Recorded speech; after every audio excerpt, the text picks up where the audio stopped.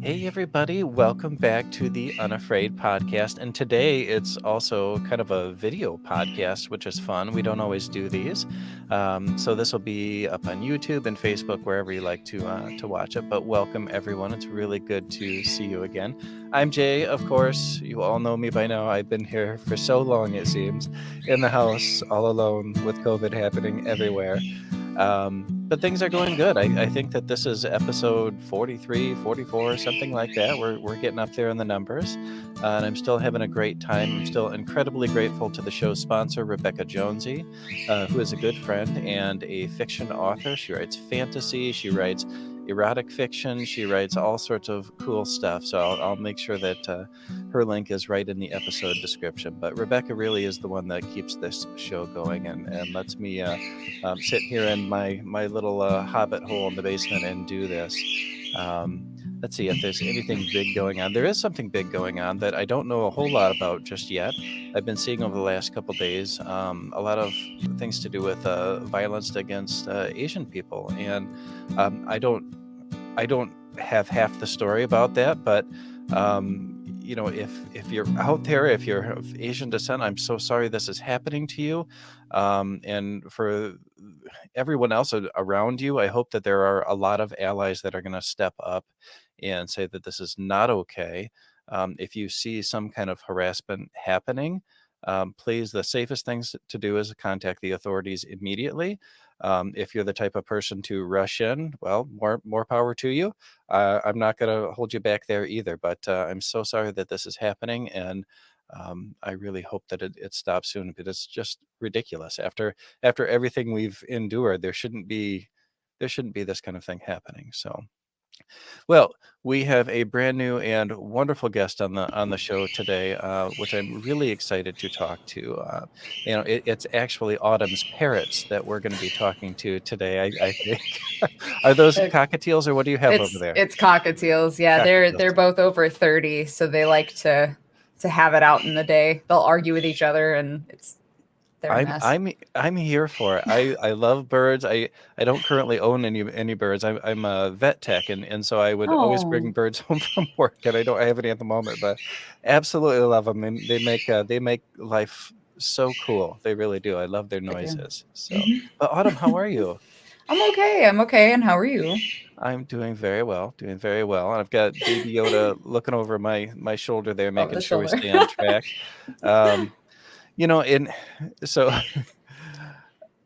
I don't know Autumn well. She is one of those guests that, that I kind of cold called online, and it worked out that we could connect. But so I've done a little bit of research on Autumn, and you do a lot. You do a lot of stuff. I'm more than I can just Yeah. easily list. Can you tell me a little bit about who you are? So I don't. I'm a me.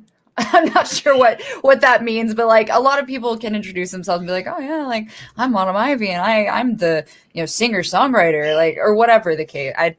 I can't do that. Do you I write just songs do. too? I have before, but they're really angsty. Like it's nothing. It's nothing worth reading. But yes. Um, no, but I mean, just for example, like you get direct stuff, and it's very hard for me to tell people what I do because I do so much. I do acting stuff both with voice, so vocally as well as in person. I've done, my God, I stream, I write, I've been in a few voiceovers for video games. I finished narrating a couple of books for people, for other authors. I draw when I have time. Of course, I write. So it's a little of everything, a lot of little. Okay. Well, I mean, I think you may be. I mean, you're saying a lot, but we're not even scratching the surface. And you are considered a social media influencer as well. I mean, hundreds of thousands of people are watching you and seeing what you do and watching your videos. I mean, this is not a small deal. You make a big impact in a lot of people's lives, right? That's such a weird. That's a weird concept for me. Like, well, because you said that and you're like, but you're an influencer too. I'm like, I just put stuff I like to do on the Yeah. internet, and sometimes people like it too. I don't know. Well, I'll tell you Um, what. I'm gonna post. I'm gonna share a picture here in just a second, because okay. anybody can post a lot of pictures on Instagram. I post a lot of True. pictures of my dog on Instagram. It's wonderful. I love it. Yeah. However, not a lot of people have fan art that's Oh, made about them, and I'm sure you can see where this is going. I just want to say that this is real here. Oh, well, see if I can see now. I'm in the screen situation where I couldn't figure it out before. that's Here we okay. go. Here we go. Oh yeah. This is Autumn Ivy, the amazing badass real person, and then another incredible fan art. I mean, I holy, remember this piece. my dream come true. And I can't read the artist name down there. I will post your name in the description, but holy cow. I mean, you have fan art. It's I think my favorite thing is being able to put out photos that like someone wouldn't normally think about. Just literally like that photo, God, when that photo went viral, I literally took that in like a quick 20-second split in my bathroom at the old house I was renting because I was like, okay, I gotta post something, like I need to keep track and stay accountable. And then now, the next day you wake up and it's like gained weird traction just because you're Yeah. like, yeah, I wanted to feel proud of myself. And Yeah. but Well, from that there was so many cool artists that came forward and started making art pieces, and like I'm grateful for that, and I don't know how to express how it makes me feel because it's just such a strange place to be like, okay, these people were so like artistically inspired that they wanted to take that and make something out of it. yeah. And I've seen, oh my God, I've seen, how in a comic book or in like a superhero movie, like you enter and you know that there's multiple universes and there's various options and these things have happened. Like I have seen myself in so many different universes at this point, and it's just it makes me feel really like happy that there was something created from that. Yeah. Well, and I have no idea what that feels like, because no one's ever done that for me. And to my fans out there, I know I'm just a show host, but really, I could use something like that too. I'm In gonna in find a fact, way to draw you something. I'll do yes, it. I love it. Love it. Just omit some of the chin that we've got going on. But no, I thought I saw that. I thought how amazing. And then the more I looked through things related to you, the more fan art I saw. And I was like, wow, you are really inspiring people. And I think that that's amazing. It's not because you're a beautiful woman or because you're a bodybuilder. I think a lot of it has to do with the fact that you drink 10 gallons of water a day. No, that's not it. That's not it. I think a lot of it is to do with that confidence and that sense of self-worth that many of us unfortunately are lacking. I put on a good show for the show when I'm here, but in real life, I'm sometimes, somewhat more diminished. And I think that seeing someone who's so strong and proud of that makes us feel good. Sorry. So I don't mean to make you uncomfortable. I'm just I'm giving you compliments, and I know that can be No, a weird thing, but um, it's appreciated, and I'm receptive. It's just it's weird to think about these things that you've done that to you in that moment you're just like, yeah, I just want to post this thing that made me feel good, or like I wanted yeah, to say something about this thing that made me feel this way. And like it's jarring. It's jarring that I've gotten emails over the last couple of years, especially not just from people who've been like, just seeing you put stuff out there and seeing you be yourself, made me drop. I had one person lose 50 pounds over the last year. And I wow, just like, it's so insane to think that just something so simple, the simplest action that you made in a moment created such a huge web that interconnected to other things that now this person is doing. Like their friends got to see them lose all that weight and do that work and keep pushing forward through it. And now that person affects, 50 other people. And I don't think that we take into consideration a lot of the time just how that one simple action and that one simple moment can make or break hundreds of people that follow after us. What do you think now? Because this seems like a realization that you've made a little while ago. Do you think now that when you're about to post something or about to say something that you think about that at all before you do post something? So some of my mental health brain bugs, the stuff I have going on, force me to do that anyway because I am an anxious wolf. So I'm constantly thinking about like how can this affect the next person down the line? Well, what about this or something like that? And it can be hard to keep up with that mindset, especially when it's so, like this all the time. Like there's always something going on, there's always something firing. And I would say that I have become over probably the last couple of years, maybe the last 3 or so, like very conscious about why I post things I post. So not what effect it could necessarily have in that long term, but also what does this have a purpose? Like, Okay. is this pushing something, or is this basically saying, hey, I feel good about myself. I'm going to throw this up here, and I'm going to know that somebody else sees it and it's like, hi, I feel good about myself too. I'm going to do that too. You know. Uh, I do. I get it, and I think that I've become a lot more conscious of what I post, even though I'm not an influencer by any means. I don't have a broad reach, but for the people that I know are going to see my things, family and friends Mhm. that I communicate one on one with. I made the decision, and it was during the last presidency when there was just a lot of darkness and a lot of hate that was out there, and I was like, you know what, I do agree with a lot of things that are being said, but I'm only going to post things that I'm happy about, and even if Mhm. I'm very depressed, I'd be like, I'm really happy that this tomato plant is growing outside. I don't know, whatever it is, instead of saying, well, I really hate what's going on with the country. And in a way, I think I was trying to force myself to feel a little bit of that happiness, but for whatever reason I was doing it, I didn't want to be part of the, dragging other The people down. I mean, there discord. was enough of it. Yeah. Well, and I think that's where we get the argument for a lot of people to say, you're expected to be positive and happy. What is the phrase people have been using? And it's both the truth and garbage. Toxic Fake it till you make positivity. it. Oh, But no, toxic toxic positivity. positivity. And I'm Yeah. like, I had somebody come into my inbox once upon a time ago, quite some time ago now, and try to tell me that I was toxically positive. It was toxic positivity that I was spreading. And I'm like, did you miss the angsty poetry? Wait a minute.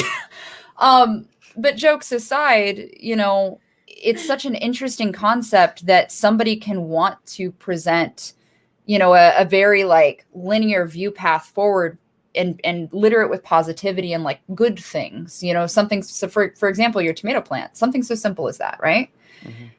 But we're now frowned upon for wanting to see things with a more positive light. Nobody ever said people like that didn't acknowledge the bad. They just don't Yeah. make it their focal points. Yeah. And that's why I don't necessarily conceptually agree with its primary definition, whatever you want to call it. But I also, acknowledge that, yeah, there are some instances where we do need to say, okay, this bad thing happened. This was a horrible thing. We're going to acknowledge what we can do to better ourselves from that. That's not being having toxic positivity. That's literally just trying to find the path forward. And that's where I think some people get stuck. And I know for me, my depression makes me that way. Yeah.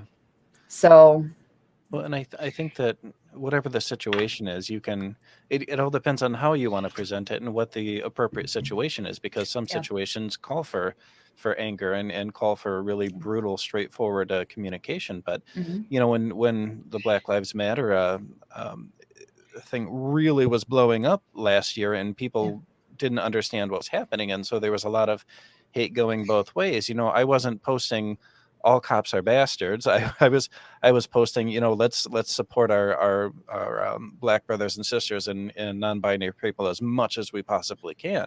Mm-hmm. And it's not that I'm not necessarily saying the same thing. It's that I'm trying to do it in a more uplifting way.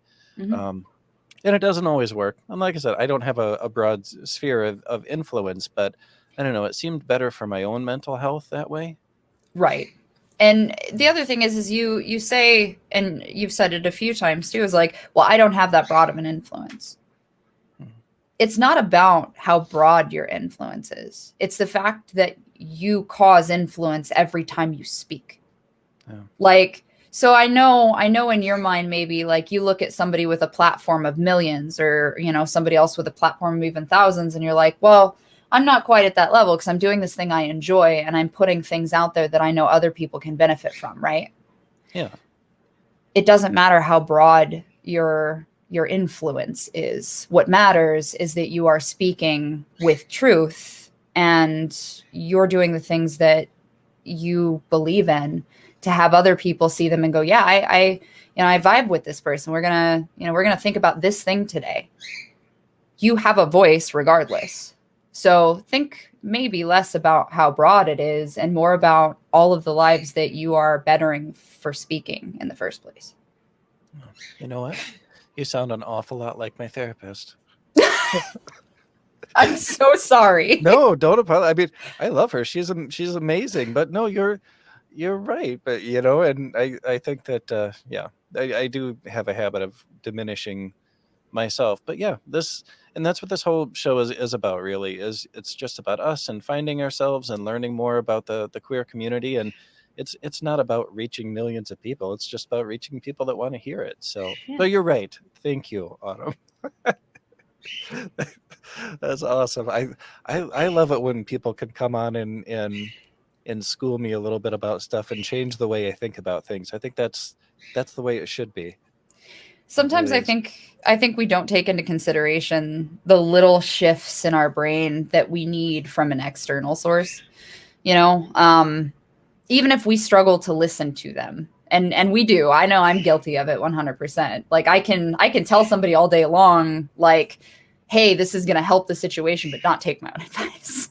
So sometimes it does help hearing it from someone else and kind of stepping back and being like, no, wait a minute, like they're right.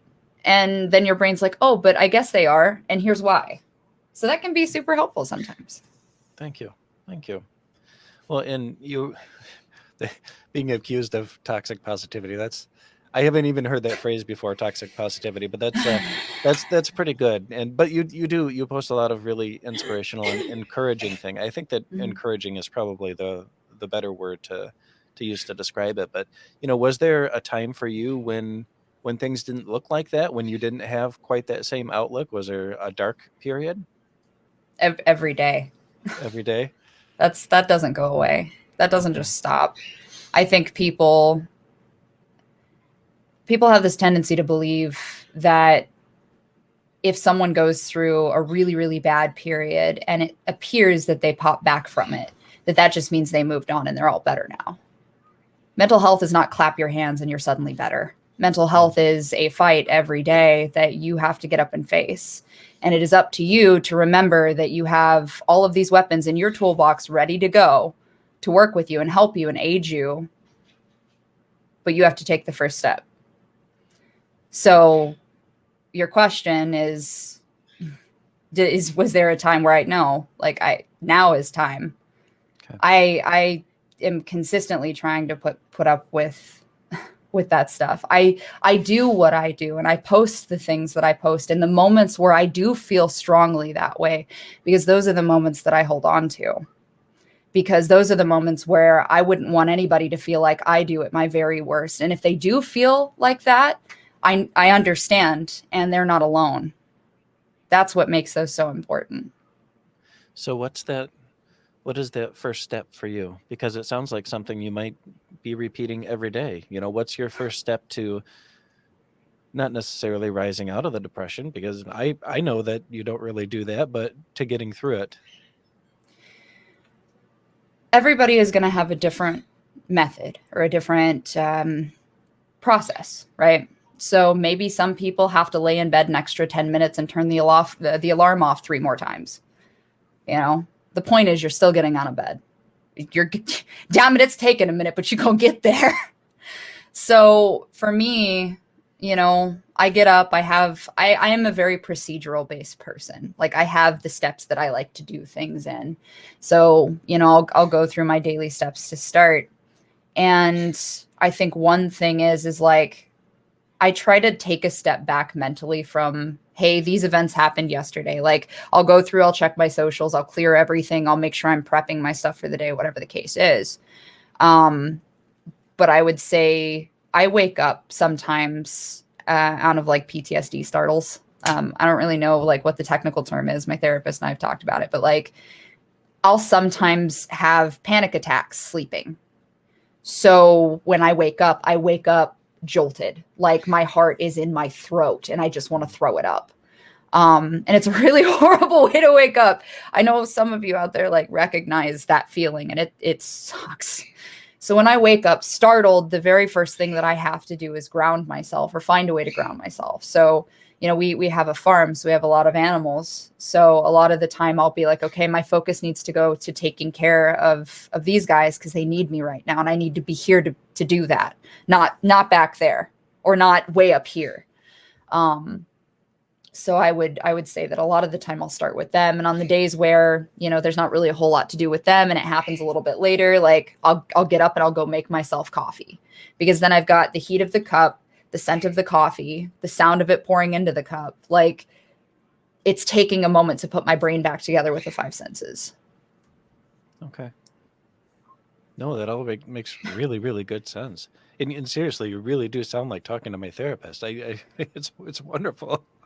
No, and it just, because I don't know how to deal very well with my own depression, and so I do little projects when it gets bad. I find as many little projects around the house to do as I can. I do a lot of reading, and it's like if I distract my mind, it's not quite as bad. And I've heard people criticized for that, like, oh, you should deal with a problem. I was like, I don't really understand what this problem is like, obviously, um, but yeah, that's interesting to kind of know some of your method, and you do a lot of creating, not just with your online streaming, but you do a lot of photography work and modeling work. Yeah. Is your wife your photographer, or do you have a photographer? Or My husband. oh, your husband. So sorry. It's okay. We're still working on that together too, so it's totally okay. Gotcha.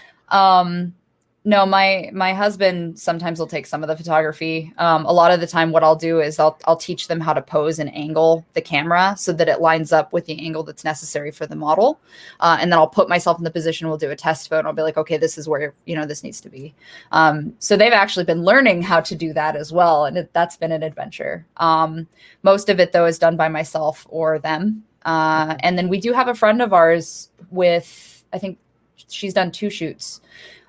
We were just messing around, hanging out while we had one of the shoots was before the Pantene. But she had taken a couple, and she's very, very talented. The way that she sees colors in the image before she takes the photo, is really, really talented for somebody having no official training. Like she doesn't have a degree in it. She didn't go to school for it. Like she sees artistically. So it's always fascinating to see the pictures that come from her because they're super colorful.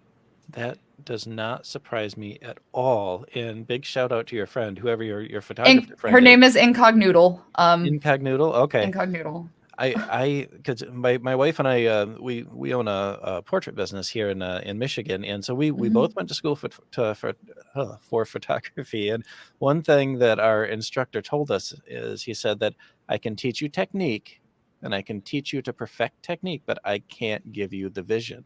Yep. And it's so true. Yeah. It's so true. I mean, you'll get somebody just off the street that takes the most amazing photos because their brain just sees it.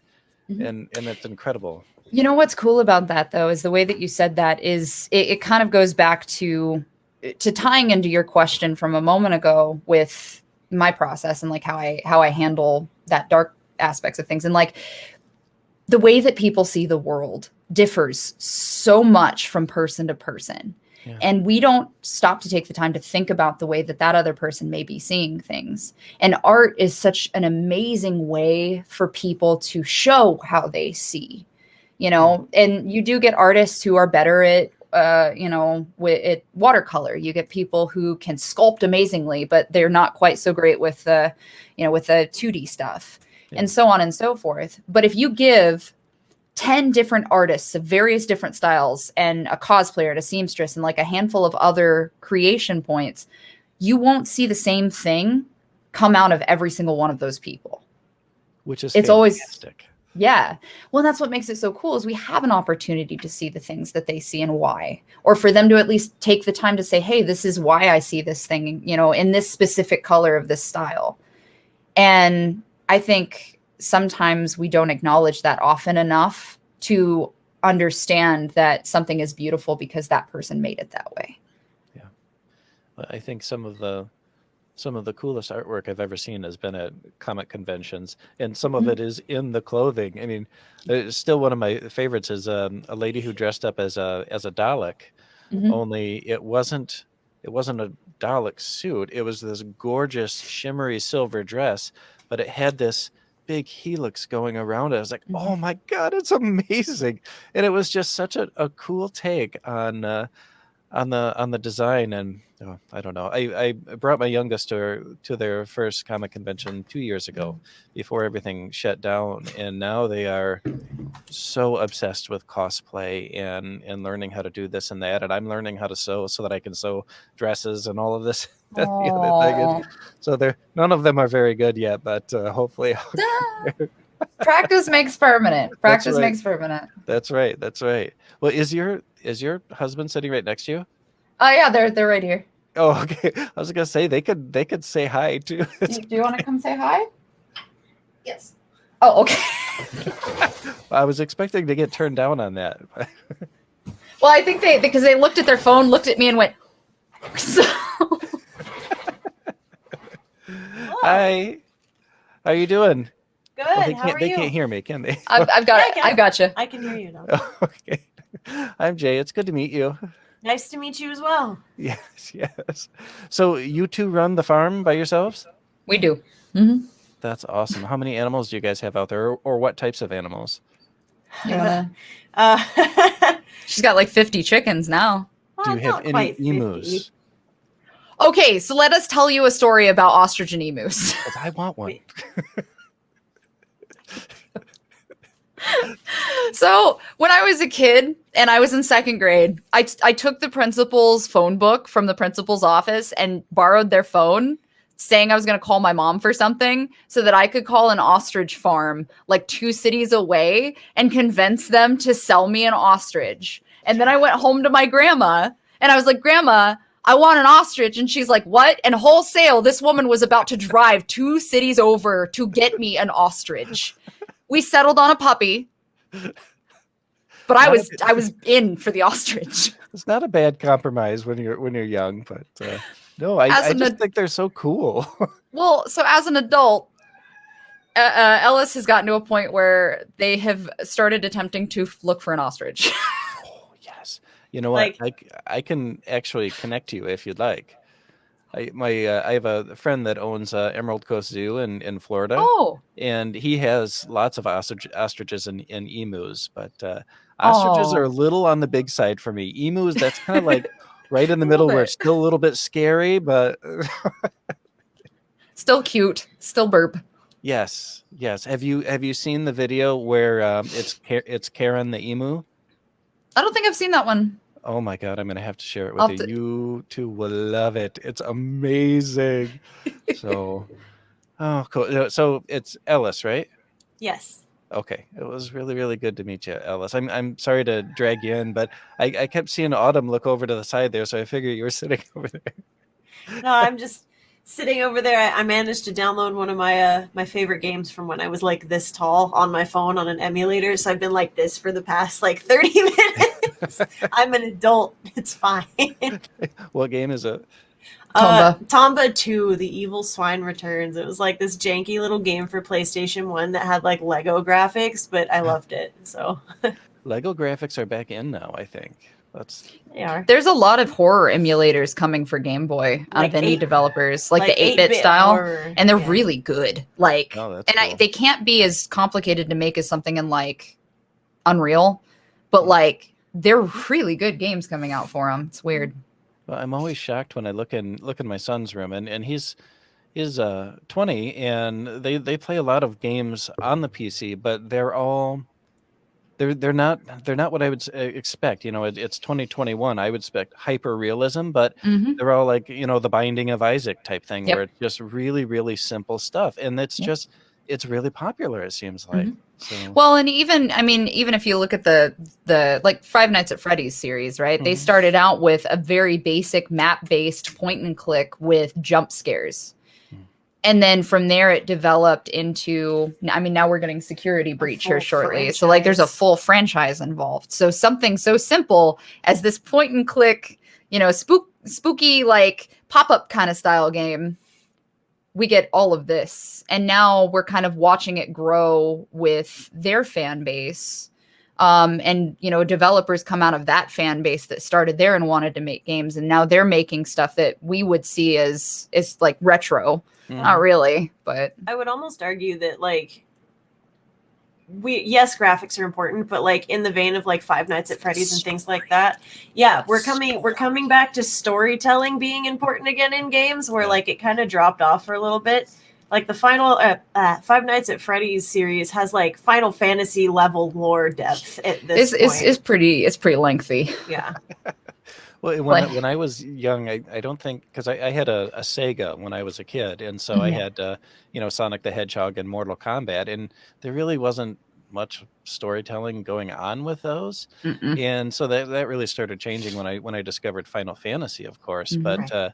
But yeah, and now I don't really game a whole lot anymore, just my kids, but it's cool because my son will always come out and he'll tell me the storyline and the background behind characters that are in a game, and I'm like, how do you know so much about about everything?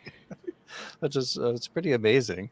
Mhm. Yeah. But I got way off track there with asking about video games. I apologize. I was going to Okay. ask the two of you, how does it feel to create together? Because you work together on the farm on stuff, which is a whole Mhm. different ball game. But when you're making art together, I would say it's just really natural at this point. I've known her for such a long time, and we've done everything from conventions to writing stories to XYZ. Like it feels natural at this point. Naturally, we have some mediums that we like more than others, or some costumes that we like more than others, but it's definitely not any kind of struggle to sit down and create content with each other. But we've known each other for Math. dial-up tone. 10 years. Like 13 or 14 years now. No, 14 years, because Sarah Guerrero's thing popped up with 14 years. So I've known her for 14 years now. And it's when you know somebody for that long and you've stayed friends and then ultimately gotten together for that long, it's another half of you, and it's a lot easier than it would be with somebody else. Everything is organic. Mm-hmm. That's awesome. God, that's so cool. And it reminds me so much of my wife and I. We've worked together at the photography business for so long, and people used to say that we're going to drive each other crazy and we're going to hate each other. I'm like, no, there's something that just really works about us, the way our Mhm. minds work. And I think that's just special connection when you get somebody like that. 100%. Especially because you kind of know it makes you feel funny and kind of out of place because you hear about all these like, well, we fight and you guys are going to hate each other if you stand by each other all the time and you're never around. Like, no, because it's a partnership. You're not in prison with them. Like, damn. Them's the same people that say, oh, well, your life's over once you get married. Like, that's the stupidest take I've ever heard in my life. That's not how it should That shit's just begun. Nope. Yep. You're totally right about that. Well, so, do you, well, probably not right now with the conventions, but do you plan on teaming up and doing a lot of conventions once they open back up, or are you gonna kind of chill out? I mean, more than likely, we'll probably go back to doing, a few here and there the same way that we were before. We always like to do them anyway. It took Ellis, I guess, kind of being involved over the last several years with conventions with me to make me step back and realize I hated being stuck at booths. I hated, just not being able to go around and walk around and talk to people in costume and hang out and just be me. There's a lot of cosplayers or costumers or people that just get stuck at a booth all day. And that wasn't my vibe. I like to do panels and like entertain people, and Yes. that was my vibe. But we started going more heavily just for our own enjoyment and to see people and friends. I would say too, it's the Patricia going on currently has taught us a lot about ourselves, because having done cons for so long, right before the pandemic began, we were kind of at this point where we're like, oh, we're kind of burnt out. Like, are we even going this year? What are we doing? And now that this has been going on for a year, it's like, please let me be where the people let are. me in. I really want to go back, please. I'm super duper introverted out in real life, but the funny thing is I love doing conventions. I love going and just talking to people. There's one day I set up and I did interviews with like 6 different authors just all day, and it's like, man, I just hear the coolest stories when you actually get to sit down and talk to people. And then all of this, I used to host shows at our local library here on in their auditorium, and everything got canceled, moved to Zoom, of course, which is the safe, smart thing to do. But it's I'm ready to actually see people in real life again, for sure. No, so I do want to ask you about something, and I mean, I'm sure you knew this would have to come up. So scrolling through Instagram, on your Instagram, tons of amazing workout pictures and videos, and then every once in a while it's just like, bam, butt right there in the picture. So, and I'm just like, holy shit, that's more butt than I've ever seen on Instagram before. That's an entire galaxy. And I'm not on your OnlyFans, because I make sure that I don't get on OnlyFans for people I'm going to be interviewing, because I feel like that might be funny. But but you post some sexy pics as well. Is that kind of another way to supplement income that's working, or? I just do everything. Okay. I mean, I've been doing boudoir and artistic style modeling literally since I was 18. Like, I don't hit. I think a lot of people, they hear the word OnlyFans and they immediately think that it's strictly XXX. And that's not the case always. There are a lot of people that do use it. I mean, Ellis uses it for their content, and that's the style of things that they chose. I think people they see the sexy pictures and they immediately think like that ties in somehow. But a lot of what I post for like costume purposes, or even just anyway, is intended for me to be kind of a creative outlet to make things look pretty, I guess is the simplest way I can put it. Like, I like to make pretty pieces and to entertain in that aspect visually. But the only thing I really do that I would say is probably like tilted to the erotic side, besides writing, is like sometimes I'll do like NSFW pieces just to keep my mind busy. Because I think the female form and the male form and, everything all together, just stuff's pretty, and you can make pretty things out of that. So I like to draw, I like to write, and then I also do narration pieces for that as well. So like the photos are just one aspect of like a long list of various styles of things that, I do. My brain is so ADHD based that I have to, follow the dopamine. Follow the dopamine. Follow the dopamine. Oh, Why do you do this thing? Follow the dopamine. So my brain decides what I'm into, and that can literally change hour to hour. So having the ability to go out and be like, I feel fucking pretty, and like go outside and take some photos and just, vibe with that, and then followed shortly by, I'm gonna build a fucking fence. Like, it's like, no, that literally happened. For the day. That literally happened one day. Is like, I think I had finished taking photos and editing them like the day before, and I was like, I'm really proud of these. Yeah, I'm excited to post them. These are cool. I hope people like them. I hope they like them. I'm gonna build a fence. And now we have a fenced-in area for our dogs. Yeah, and like I went and I bought everything that morning, and then I had it built in like 2 hours. And I like, when the fence was done, I was like, all right, cool, I'm hungry. What? And you discovered a solution that not all ADHD people have discovered yet, and it's something that I've discovered as well is you have multiple channels open, like Mhm. different projects options. Like I've Mhm. got the sewing machine, I've got the Yep. book, I've got the backyard chicken coop, I've got this or this, and Yeah. depending on how I'm feeling, you go to one of those, and Mhm. oh, that's fun. That's fun. That That's can, fun. what's funny, and I've noticed, which this is me personally, I don't know if you relate to it, but like for me, it affects my whole mental mindset. Like if I don't follow that, or if there's a specific thing that I know I kind of want to do, but I don't communicate appropriately with them, for example, I put myself in a position to decline on a mental brain bug level, we'll say. And I nosedive. And then I spend, 5 hours staring at the ceiling wondering why I nosedived, when in all reality, it's literally because my brain was like, I want to do this. And then adult part of the brain was like, bro, we ain't got time for that shit. Like, sure, but I'm busy right now. So we're going to just compartmentalize and move on. And artistic brain's like, so is that a yes? And I'm like, no, brain. And it's like, now?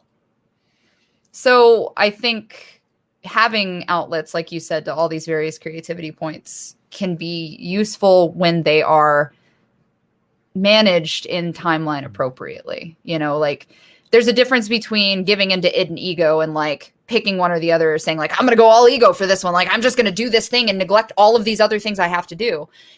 There's a balance aspect to it too, I think. And that's something I'm still very much learning. Yeah. You're doing better now. Yeah. For sure. And I'll find myself, pretty much every day I'll be super productive until, 1 in the afternoon or so. And then I'll find myself in the kitchen and I'm just staring blankly at a wall. And I'm like, what happened? You become the Sims. You're like, yeah. bleep, bloop. Yep. Not good. Not good. Well, I think that the gamers and cosplayers would probably kill me if I didn't ask you about this. So you play a lot of games, do a lot of cosplaying. What are some of, I don't want you to name your favorite because I know that's usually impossible, but what are some of your favorite games to play or favorite cosplays? I was going to say, if you ask me about cosplays, I do. Dante will always be the favorite one that I spout off. Dante? Like, yeah. Devil May Cry, Dante. Oh, okay. That's one of my favorite costumes I've ever done, and it's because it's like slipping on something familiar. Okay. Like I don't know if you've ever talked to cosplayers. I'm sure some of them feel this way, or maybe they just don't talk about feeling that way. But like, there's something so important. I like to cosplay characters that I find a connection with, because that's where I find what I do as being important to me. Like I'm doing it for the passion aspect. Which, if you want to cosplay for popularity or that's your bag, like do your thing. More power to you. I just personally like to do it with characters that feels like putting on an old glove in the middle of winter and knowing that they're going to keep you warm. Like it's easy. And Dante's always been a character where I put that on and I immediately can slip into like that vibe, that mindset. I'm just, it's a good, comfortable place for me. My youngest is just like that. Yeah. Just like that. And they haven't used your words, they're only 12, but said very, very similar things to me. So that's interesting. That it's maybe a common vein kind of thing. Yeah. Cool. That's a good vibe. And that's from an artistic perspective too, like for actors in particular, that's good vibe for voice actors and regular actors, is having that mindset, especially at your 12-year-old's age. Yeah. Like they're gonna do some amazing stuff. But in terms of like favorite games, I mean, I do have a lot of those. Franbow will always be, or Frambo, depending on how you pronounce it, was a very like abrupt favorite that I played it as much and as often as I could, like nonstop, until I beat the game. And when I beat the game, I was like, I was so sad that I knew it was over, but it spoke to me to a point where I was like, this ride was insane, and I respect the writer for going here with this game. I don't want to spoil the ending, but the ending is the ending I got in particular. I don't think there's more than one, but my ending, and when I got to it, I had to like step away, because I'm pretty sure I was streaming, I'm 99% sure I had to step away for a second because I was remember. in tears. She was streaming and she kind of looked at me and she had it together a little, mostly like enough that you couldn't see it. She's like, She had in fact not had it thank you together. guys so much. You know, you can find me here and blah blah blah, and ended her stream. And then she just turned and looked at me and she just started bawling because it's one of those games that like the writing is incredible, but it is very much based around like trauma and mental health. And it hits really hard. It is not. It's no holds barred, and they tell it from a child's point of view. So everything that you're dealing with in the mindset of a child, of a little girl. What is she, like 5 or 6? Oh no, she's older than that. How old is she? I'm pretty sure she was supposed to be like 11 or something. Oh, yeah, she's a little older. She's still really young. But anyway, she's still a child. Like, this is still about a kid, and she dealt with this traumatic experience, and it's basically her story of like seeing things in this magical kind of point of view and dealing with these events that are coming at her.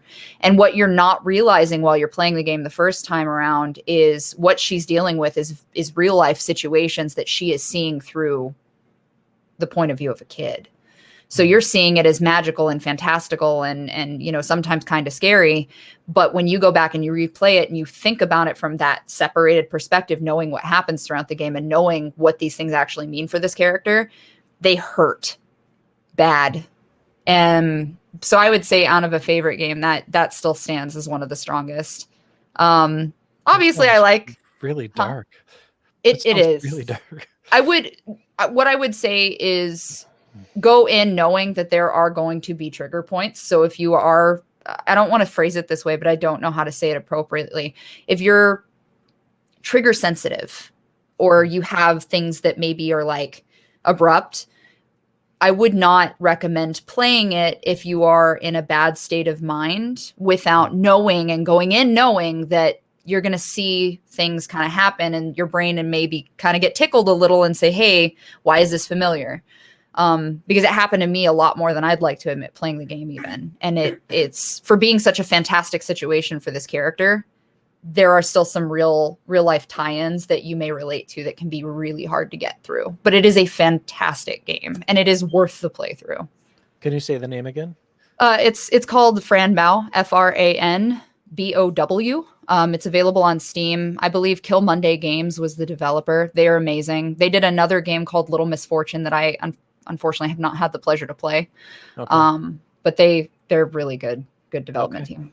I will. I'm going to ask my kids if they've played any of those. It sounds really intense, and I know I've caught my youngest crying after Danganronpa at one point. And I was like, "Oh yeah, happening over here? I don't know what's going on." But Danganronpa can get really. I was going to say, I'm pretty sure he's not the only one. I've heard of that being a tearjerker before. Yeah. That's the first cosplay I made for them was a sage green dress for one of the characters. It has a big red bow on it. I can't remember their name, Nona or Nonia or something. Anyhow, yeah. But no, it's cool and it's fun because I think that and I'm not into gaming, so I'm unfortunately not plugged into that world, but it's fun to kind of get lost in something like that. And I feel like it's the same with me and books. I'll read fiction all day, every day, and completely detach from the world and not in a healthy way. I'll just be gone. Yeah. But sometimes we need that disconnect though to reconnect with the reality in the moment, especially when we go so hard on ourselves so constantly that we forget to take those mental breaks and literally just check out for a little while. Yeah. And not to grab the steering wheel, but I just had a thought, and if I don't say it, I'm going to forget it. When you're working with horses, you will see moments where they're super into it. They're on the ball. They know what they're doing. And this could be a horse that you're just starting to train or that knows their job and they're great at it. But you will see the way that a horse will check out and just completely disconnect. They'll still do the function and they'll still perform the action you're asking them to do, but nobody's home. They're somewhere else in a field. And it's very interesting, the things that you will learn from a horse, for example, where if you check out and you're in the middle of doing something with them, they know you checked out, and they will look at you and they will judge you accordingly for the fact that you checked out, but they're not allowed to. Or they'll check out with you.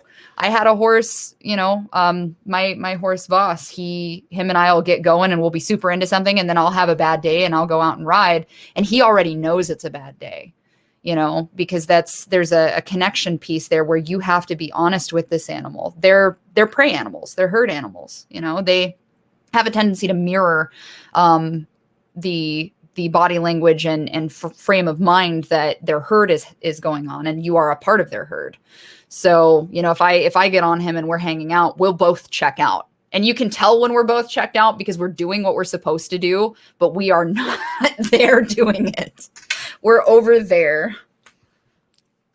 So breaks are good, or what I'm saying. Sorry. Yeah, no, I love it that you went to the horses. That's a classic squirrel moment where you go off in a different direction, but you're still getting to what you were trying to say. There's a point, I promise. I'm a big fan of that kind of action. And I have to say, I know that you do panels and lots of streaming and you do your events, but I really think that you could do more with public speaking and be very successful at it and really make a difference and take that how you will. But you are a brilliant public speaker.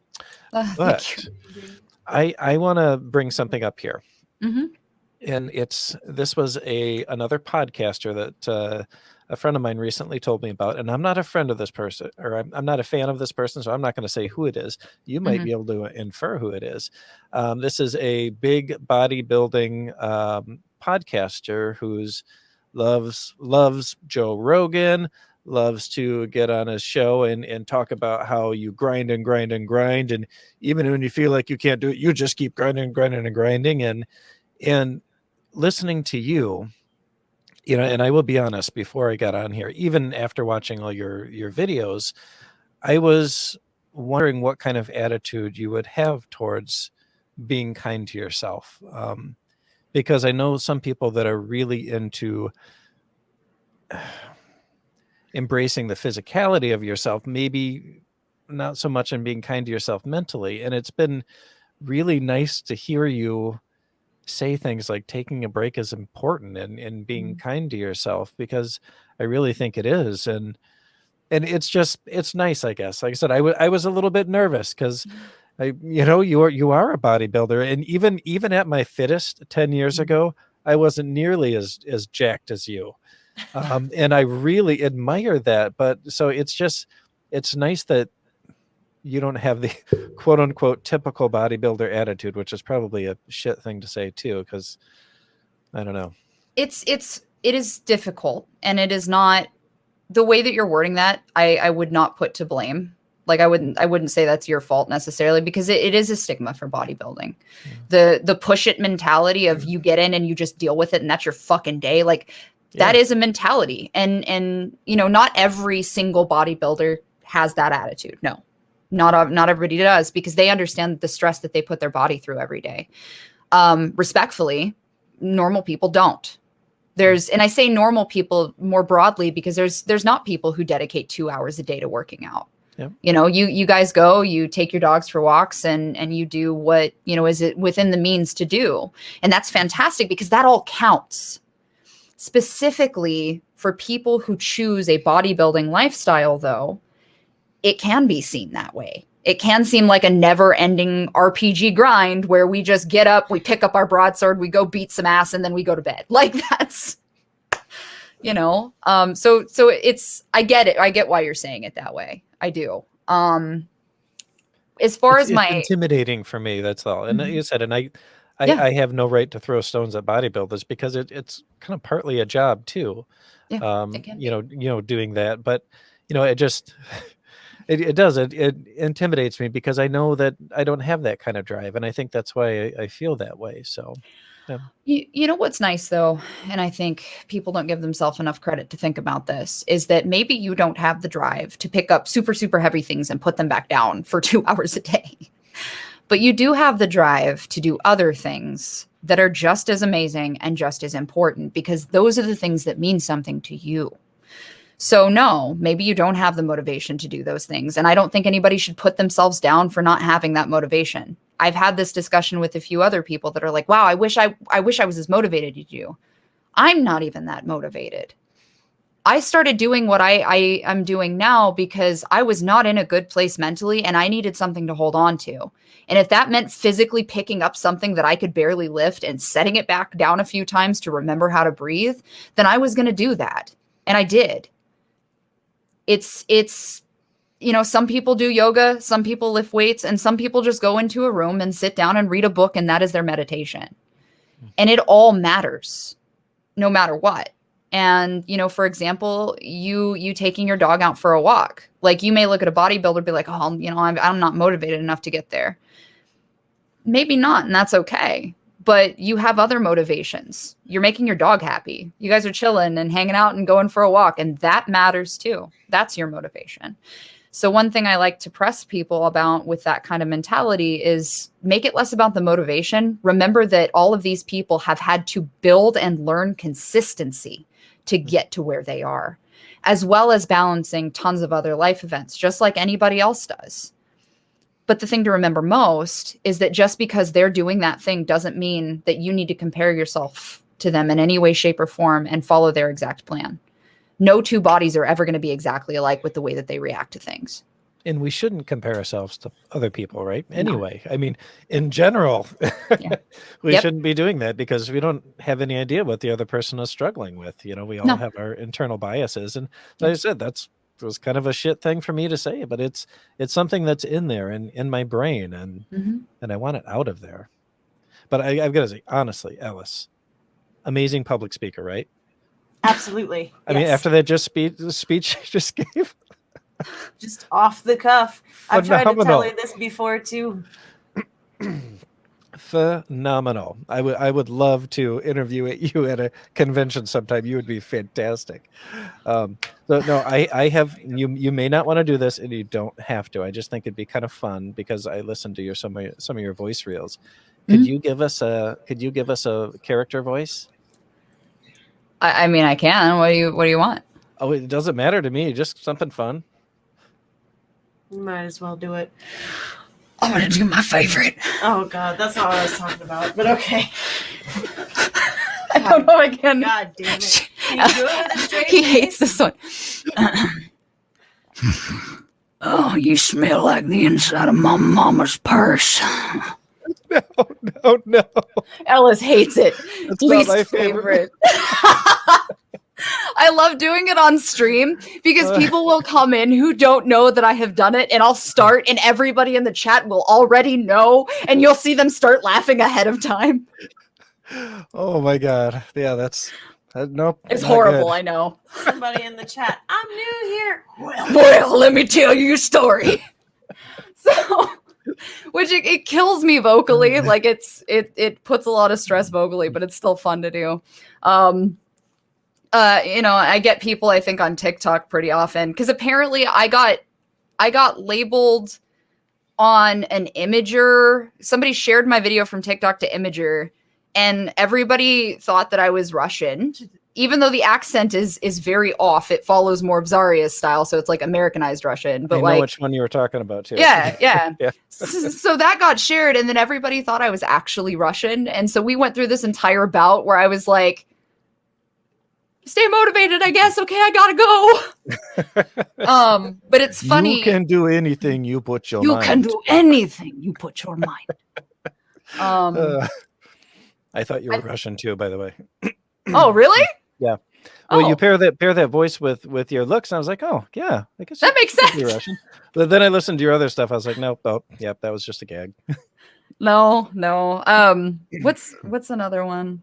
What's the one that I used to do that made Ryan mad? The Southern Belle? I know. Oh my, you see, I was out there in the fields, and to be honest with you, I got a little lost. But, well, I was wondering if you aren't too busy, Mr. Beauregard. I sure would like a hand. Oh my Lord. You are good at that. And I can totally see that. Do you do any audiobooks, or are you mostly video games? I do everything. I have, so Our Lady of the Inferno is They said they'll be back. I think they're checking the chickens. But they Our Lady of the Inferno is being done by was done by Fangoria, and it's being produced into an audio novel. So that is something that I play a character in. The book, if you guys want to check out the book, it's Preston Fussell is the name of the author. He's an amazing person. But oh God, I'm blanking the names. Doug Bradley and Barbara Crampton both do voices in that as well. Okay, that's cool. Yep. So that was pretty cool. I've done video game mods. I did an animation. There's another upcoming project that I am super excited to talk about, and I'm just waiting very not patiently. But that's an important thing that I'm stoked about. And anybody who's paid attention to my socials will probably already have picked up on it. But I'm excited to actually be able to announce it. And the way that I want to announce it is like, I just hope it's going to be cool. We'll see. I'm waiting. Awesome. But yeah, I do a little of everything from the vocal point. I do very much like doing the erotic pieces as like an ASMR aspect as well. Yeah. There's just something really soothing about it. And audio wise, I like to make things sound calm or pretty or, incite certain emotions, because it takes a lot of ability to make someone feel an emotion from the way that you're speaking. Yes. And you've got to pay attention to that. And there's something visually seeing somebody act out a scene, right? Like you're going to be drawn into the fact because they're in movement, and the human eye is going to track that immediately. But being able to do that with your voice and move someone it's a special skill. Yeah, that's some shit. Because there's actors that can't do that. Oh yeah, for sure. Well, I'll have to maybe I'll reach out to you about that. I actually have a series of they're kind of erotic fairy tales that I'm writing. It's a whole series, and that might be kind of fun to reach out and see if you felt like being a part of that. That might be good. Well, we're kind of at the end of our time here, and I haven't even asked you to plug anything you want to plug. So talk about your stuff that you want people to go check out. So because I do so much, you can like I have a link tree available. It's a link tree. Yeah, that's going to be your best bet, because you'll find almost everything there. So the clothes that I do ambassadorship for, I'm not sponsored by them, by the way. I think people were under the impression I'm sponsored.